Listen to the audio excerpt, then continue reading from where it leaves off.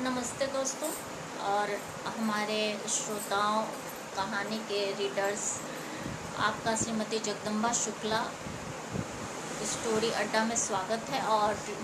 और आज की कहानी आप लोग के लिए खुशखबरी है। आज जीवन की राह अपलोड हो गई है। आज मैं कोशिश की हूँ तो अपलोड हो गई है। 4 और 5 को क्यों नहीं अपलोड हुई, इसका भी हम कहानी आप लोगों के लिए लिखेंगे। और वर्डप्रेस पे 23 ब्लॉग्स में मेरे देविका कहिन, मैं देविका बोल रही हूँ, आज एक नॉवेल की स्टार्टिंग कर दिए हैं, उसमें लिखना शुरू कर दिए हैं। आप लोग को अच्छा लगे तो पढ़िएगा। मिसेस जगदम्बा तिवारी शुक्ला नाम से आप लोग वर्डप्रेस पे साइन करिएगा, मिल जाएगा। और एक बात और कि फेसबुक पे 2015 से 2020 तक मेरे जितने कमेंट्स थे उसको मैं निकलवाऊंगी, और उसको लेके जो मैं डेली पोस्ट पे मैटर्स को डिटेल आप लोगों पे नॉवेल डालूंगी। तो फेसबुक से चूँकि मैं हट गई हूँ, क्योंकि उसने बेवजह कोई मैटर मैं डाल रही थी, आप लोग को पहले भी बताई, कोई चाय और उस पर गोल मिर्च पे डाला था, तो गर्मी में गोल मिर्च यूज़ करना नुकसानदायक रहता, तो मैं अपनी रेसिपी दी तो वो मेरा अकाउंट ब्लॉक कर दिया। हार्मफुल पता नहीं कैसे उसको लगने लगा कि गोल मिर्च नहीं डालना। एक्चुअली जब मैं LLB में थी तो मैं अपने फ्रेंड्स को मसाला चाय की रेसिपी एक बार भेजी थी, तो उसी पर बोली कि मैं लिखी थी कि मेरे मसाला चाय को फॉलो और हैक करके आज गवर्नमेंटें चल रही हैं, और गोल मिर्च गर्मी में पीने से नुकसान करेगा, उसकी जगह पुदीना और तुलसी पत्ता और अपना कुछ हर्बल आइडिया दिए। पता नहीं क्यों हार्मफुल बता दिया। तो हम कहे कि ठीक है, अब इससे हटना ज़्यादा ज़रूरी है। हार्मफुल है या नहीं ये मैटर नहीं रखता, वहाँ से हट जाना ज़रूरी है। तो 2015 से 2020 तक का मेरा अपना पूरा डिटेल निकलवाऊँगी जितना डाली हूँ, और उसके बाद मैं उस पर नॉवेल लिखूँगी।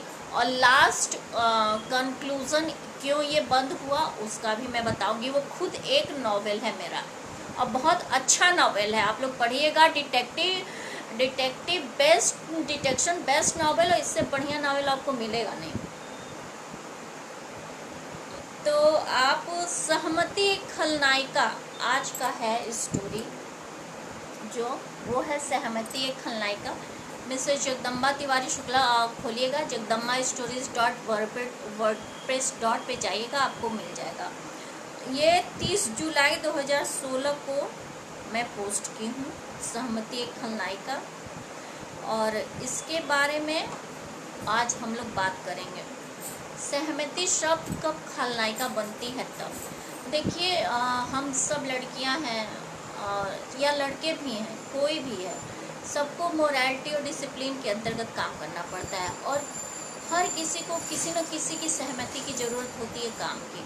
कुछ लोगों को के परिवार वालों को काफ़ी भरोसा रहता है, तो छोड़ देते हैं, हमारा बच्चा जो करेगा सही ही करेगा। लेकिन फिर भी एक डर और एक डिसिप्लिन ज़रूरी होता है लाइफ को सुचारू रूप से चलाने के लिए। लेकिन यही जब ज़रूरत से ज़्यादा हो जाए और ज़रूरी जगहों पे हो जाए तो वो एक खलनायिका बन जाती है। अब सहमति हर किसी को किसी न किसी रूप में लेती है। जब गलत लोगों से लेनी पड़ती है सहमति, तब और ही सेल्फ रिस्पेक्ट तो बुरा लगता है। ये लगता है कि हम अच्छे होके एक बुरे व्यक्ति के सामने झुककर काम कर रहे हैं, ये कितना बड़ा गड़बड़ है। तो अक्सर देखा जाता है कि गवर्नमेंट जॉब्स में, चाहे ऐसे जगहों पे, लोग जो जॉब निचले स्तर पे कर रहे हैं वो अपने करप्ट सीनियर्स या फिर ऐसे लोगों को से रिज़ाइन देके वो जॉब ही छोड़ देते हैं। तो ऐसे टाइम में सहमति क्या होती है, खलनायिका के तौर पे होती है। तो मैं भी जब लॉ करने गई, मुझे घर से परमिशन नहीं था, तो मुझे बहुत दिक्कतों का सामना करना पड़ा कि सभी बोल रहे थे लॉ करने वाली लड़कियों की शादी नहीं होती है। हम बोले कि ऐसा समाज क्या है जो कानून की पढ़ाई की हुई लड़की से शादी न करे। कानून से ही समाज चलता है, कानून से ही जीवन चलता है। कानून रहे तो समाज ही भ्रष्ट हो जाए, जैसे आज के टाइम में हुआ है। कोई भी रूल फॉलो हो जा रहा है, कोडिफाइड लॉ का कोई मतलब नहीं है, इसलिए पूरा एकदम अराजकता फैली हुई है। मिनटों में मर्डर्स हो रहे हैं, रीज़न पता नहीं। मेड डिफाइंड और मैं पर्सन मेड मर्डर्स को नेचुरल डेथ में घोषित कर दिया जा रहा है। आज के टाइम की तरह ही पहले के हालात हो जाते हैं, कुछ टाइम में और हालात बिगड़ेंगे अगर अभी तक कंट्रोल नहीं हुआ तो इस टाइप की सहमति हमको नहीं मिल रही थी कि लोग कहते हैं कि LLB की हुई लड़की है, बहू नहीं बनाएंगे, तेज है, ये है, वो है। हम बोले हम शादी ही नहीं करेंगे, छोड़ दीजिए, अब इस बात को ही हटाइए, लेकिन हमें अपने सोशल वर्क के लिए लॉ करना है। लेकिन कैसे सहमति दें, एक पिता की जिम्मेदारी होती है। नहीं, बहुत बवाल हुआ तो घर सब एक तरफ। फाइनली मैं एक तुक्का फेंकी, बोली बड़े भाई से कि आप फॉर्म लेते आइए, ज़रूरी थोड़ी है कि हमारा निकल ही जाए। 1-2 बार B.Ed दिए हैं, कहाँ निकला। तो उस साल मैं सिविल सर्विसेज तैयारी कर रही थी, एक साथ मेरा सारे एग्ज़ाम्स निकल गए, B.Ed, LLB, सिविल सर्विसेज सब निकल गया, प्रीलिम्स वगैरह। तो मैं LLB में एडमिशन का जब टाइम आया, क्योंकि टॉपर लिस्ट में 5th रैंक था मेरा इंट्रेंस में भी, तो घर में बवाल हो गया, कैसे हो। अब सहमति की बात देखिए यहाँ पे आती है। आप सही काम करने जा रहे हैं, समाज गलत है, आप देख रहे हैं यहाँ पे पूरा का पूरा समाज गलत है, पूरा सोसाइटी गलत है, लेकिन फिर भी पेरेंट्स आंसर नहीं दे पा रहे हैं इसके लिए। मेरी पूरी फैमिली एक तरफ हो गई, मेरे फादर तब सपोर्ट किए और मैं जाके लॉ ले ली। कोई खुश नहीं रहा, थोड़ा प्रोग्रेस हुआ, सब ठीक हुआ, फिर भी वकालत नहीं करना है, ये रहा। तो हर जगह सहमति जब सही काम के लिए लेनी पड़ती है और तब सहमति नहीं मिलती है, तब ये सहमति खलनायिका बन जाती है। तो ऐसा ही था एक मनोरमा नाम की लड़की के साथ। उसकी शादी बहुत लंबे समय से हुई रहती है। उसको कोई, मान लीजिए, सामाजिक तथ्यों को ही मैं देख के बोल रही हूँ। हमारा कानून क्या करता है कि एडॉप्शन शादीशुदा वही कर सकते जब पति की सहमति हो। कंसेंट ऑफ हस्बैंड जरूरी है एडॉप्शन लॉ में, इसमें थोड़ा सा सुधार करवाना है। कंसेंट ऑफ एडॉप्शन लॉ में क्या होता है कि आपके पास यदि संतान नहीं है और आप शादीशुदा हैं तो आप अपने बेस पे ले नहीं सकती एडॉप्शन। और मनोरमा के साथ यही दिक्कत था, और पति के घर वालों से उसको सपोर्ट नहीं था, और पति एक तरफा बिहेवियर के थे, और वो चाहती थी कि पति मान जाए, लेकिन पति माने कैसे। तो ऐसे टाइम में क्या होता है कि हम एक खलनायिका टाइप की सहमति का सामना करते रहते हैं। ऐसे कई रास्ते से चलती हुई मनोरमा चाहती है कि उनके पति मान जाएं, वो कर लें।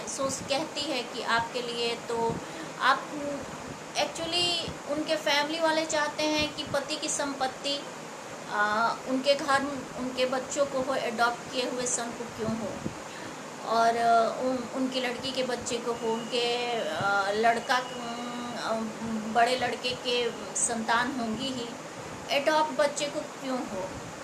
और पति भी शुरू में तो एडॉप्शन के फेवर में रहते हैं, बाद में फैमिली वालों के साथ हो जाते हैं।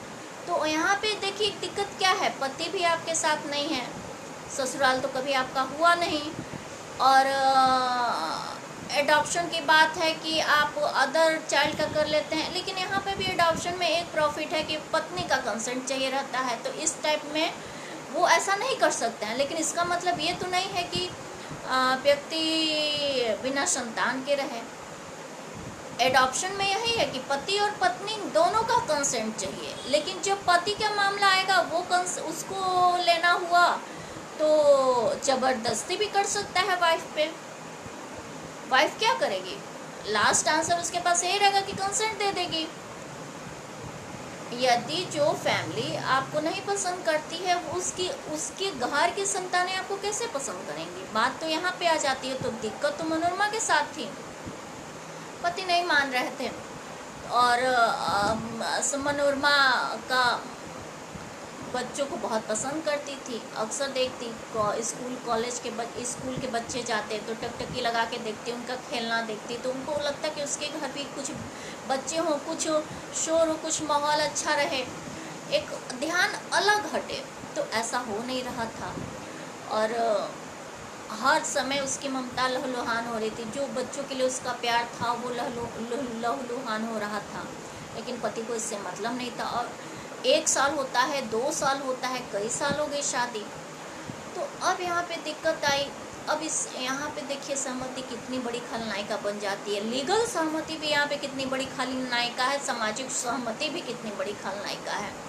तो जब पति ऐसा नहीं मानते हैं तब मनोरमा के पास कोई चारा नहीं बचता है, सिर्फ और सिर्फ ये सोचने के कि आज सहमति हमारे जीवन में कितनी बड़ी खलनायिका बन के उभरी है और हमारे सारे खुशियों और हमारे सारे सपनों पे पानी फेर दी है। बस इतना सा ही ये स्टोरी है, इसमें बहुत ज़्यादा नहीं है। एक ऐसी लड़की का मनोभाव है जो संतान तो चाहती है, लेकिन सामाजिक इश्यूज़, कानूनी इश्यूज़ उसे बिल्कुल लेने नहीं देते अनुमति कि वो ऐसा कुछ कर सके। और लास्ट भी इसी तरह है। मनोरमा के पति को समझानी थी, जो वो समझना ही नहीं चाहता था, और इधर मनोरमा की ममता लहूलुहान हो रही थी। कौन एक शादीशुदा को बच्चा कानून एक शादीशुदा को बच्चा गोद तभी देता है जब पति की भी सहमति हो, और यही पर सहमति खलनायिका बन जाती है मनोरमा के खुशियों की। तो इसका अंत भी यही होता है।